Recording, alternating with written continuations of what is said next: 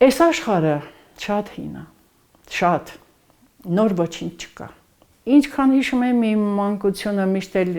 երջանիկ է եղել։ Մեր ամբարում միշտ հաց է եղել։ Մի կտոր հացներ կիսել ենք ուրիշի հետ։ Իմ միակ բարեկամը գիրքն էր։ Ինձ թվում էր չեմ հասցնելու կարդամ աշխարհի բոլոր գրքերը։ Մայրս աթեիստ էր։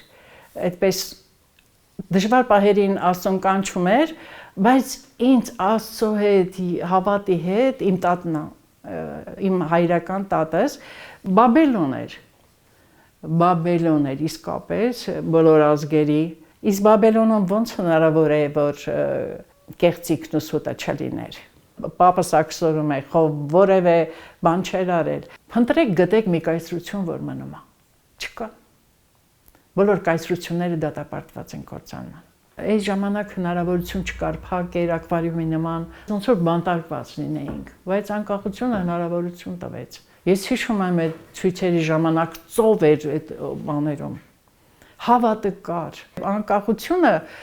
դեռ չէին գիտակցում, որ դա բացարձակ արժեք է։ Մարդու հոգեբանության մեջ պիտի հեղափոխություն դնի։